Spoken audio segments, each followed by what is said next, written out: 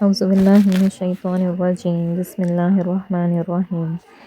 سورہ ال-عمران آیت نمبر 26۔ قل اللہم مالک الملک تؤتی الملک من تشاء وتنزع الملک ممن تشاء۔ آپ کہیے کہ اے اللہ، ملک کے مالک، جسے تو چاہتا ہے حکومت عطا کرتا ہے اور جس سے چاہتا ہے چھین لیتا ہے۔ اس آیت میں اگرچہ خطاب تو عام ہے، جس میں اہل کتاب، مشرکین عرب اور مسلمان سبھی شامل ہیں، لیکن ربط کے حساب سے یہاں پہ جو خطاب کیا جا رہا ہے وہ یہود اور کفار مکہ سے ہے، جو جنگ خندق کے موقع پر یوں کہہ رہے تھے کہ ان مسلمانوں کا یہ حال ہے کہ اپنے بچاؤ کی خاطر خندق کھود رہے ہیں، نہ کچھ کھانے کو پاس ہے، نہ ہی کوئی اسلحہ ہے، لیکن کیسر اور کسرا کو فتح کرنے کے خواب دیکھ رہے ہیں۔ یہ دیوانگی نہیں تو اور کیا ہے؟ یہود اور کفار کی اسی بھکتیوں کا جواب اس جامع قسم کی دعا میں دیا گیا ہے کہ عزت و ذلت اور اقتدار وغیرہ تو سب کچھ اللہ کی قدرت میں ہوتا ہے، اس میں تعجب کی کوئی بات نہیں۔ آج جو حاکم ہیں کل محکوم بن جائیں گے، جو شہنشاہ ہیں وہ گدا بن جائیں گے، جو کمزور ہیں وہ طاقت بن جائیں گے۔ بھلا جو ہستی مردہ کو زندہ سے اور زندہ کو مردہ سے نکال سکتی ہے، وہ مقتدر سے محتاج اور محتاج سے مقتدر کیوں نہیں بنا سکتی؟ تو ہی جسے چاہتا ہے عزت دیتا ہے اور جسے چاہتا ہے ذلیل کرتا ہے، سب بھلائی تیرے ہاتھ میں ہے اور تو یقیناً ہر چیز پر قادر ہے۔ تولج اللیل فی النہار وتولج النہار فی اللیل۔ تو رات کو دن میں اور دن کو رات میں داخل کرتا ہے، بے جان سے جاندار کو، جاندار سے بے جان کو نکالتا ہے، اور جسے تو چاہتا ہے بے حساب رزق دیتا ہے۔ لا يتخذ المؤمنون الکافرین اولیاء من دون المؤمنین۔ مومنوں کو، اہل ایمان کو چھوڑ کر کافروں کو ہرگز دوست نہ بنانا چاہیے، اور جو ایسا کرے گا اسے اللہ سے کوئی واسطہ نہیں، الا یہ کہ تمہیں ان کافروں سے بچاؤ کے لیے کسی قسم کا طرز عمل اختیار کرنا پڑے۔ اس آیت میں مومنوں کو انفرادی اور اجتماعی دونوں لحاظ سے خطاب ہے، یعنی کوئی مومن کسی کافر کو دوست نہ بنائے، مومنوں کی جماعت کافروں کی جماعت کو دوست نہ بنائے، اور نہ ہی مومنوں کی حکومت کافروں کی حکومت کو اپنا دوست بنائے۔ وجہ یہ ہے کہ کافر کبھی مومن کا خیر خواہ نہیں ہو سکتا، جب بھی اسے موقع ملے گا وہ نقصان ہی پہنچائے گا، اس خیر کی توقع نہیں۔ اور اس میں استثناء یہ ہے کہ اگر تمہیں محض بے تعلق رہنے کی وجہ سے کسی کافر سے کچھ خطرہ ہو تو ظاہری طور پر اس سے دوستی رکھنے کی اجازت دے دی گئی ہے۔ اب اس میں بے شمار باتیں ایسی آ جاتی ہیں جو محض مومن پر چھوڑ دی گئی ہیں، مثلا یہ کہ خطرہ جان ہو، مال اور آبرو کا ضائع ہونے کا امکان ہو، یا کسی اور بات کا، اور آیا یہ خطرہ فی الواقع موجود ہے بھی کہ نہیں، اور یہ کہ اس خطرے کا اثر محض اس کی ساتھ تک محدود ہے یا بعد دوسرے مسلمانوں کے لیے بھی فتنے کا سبب بن سکتی ہے، یا اگر وہ کافروں سے دوستی رکھ کر اپنے آپ کو محفوظ کر لیتا ہے تو اس کا نقصان جو ہے وہ دوسرے مسلمانوں کو تو نہیں پہنچے گا،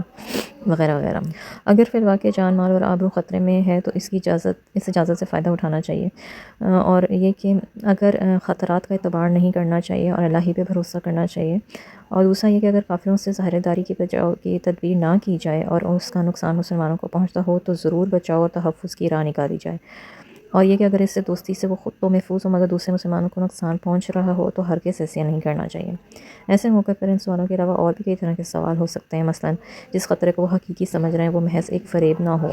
اس لیے اللہ تعالیٰ نے اس اجازت کے بعد فرما دیا کہ وَيُحَذِّرُكُمُ اللَّهُ نَفْسَهُ، یعنی اللہ تمہیں اپنے آپ سے ڈراتا ہے۔ گویا ایسی باتوں کا جواب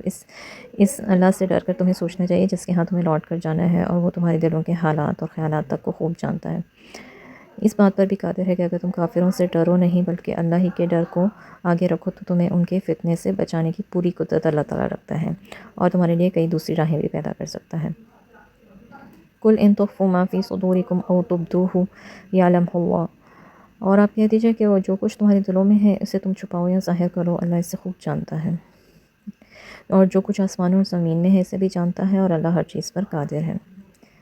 یہ پچھلی آیت کی ہی تفسیر ہو رہی ہے یہاں پہ کہ اے مسلمانوں، اگر تم کفر کی محبت کو دل میں جگہ دو گے یا کافروں سے محبت کا برتاؤ رکھو گے تو تمہارے یہ باطنی اور ظاہری اعمال اللہ کی نظر سے پوشیدہ تو نہیں ہے نا، لہٰذا تم اللہ کی دی ہوئی رعایت سے اسی قدر فائدہ اٹھاؤ جس کے بغیر کوئی چارہ نہیں،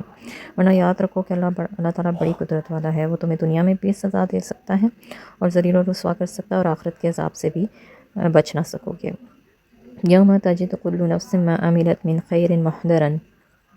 اور وہ دن آنے والا ہے جب ہر شخص اپنے اعمال کو اپنے سامنے دیکھ لے گا، اور اسی طرح اپنے برے اعمال کو بھی۔ وہ یہ تمنا کرے گا کہ کاش اس کے اور اس کے برے اعمال کے درمیان میں دور دراز کا فاصلہ ہوتا، اور اللہ تمہیں اپنے آپ سے ڈراتا ہے، اور اللہ بندوں پر نہایت ترس کھانے والا ہے۔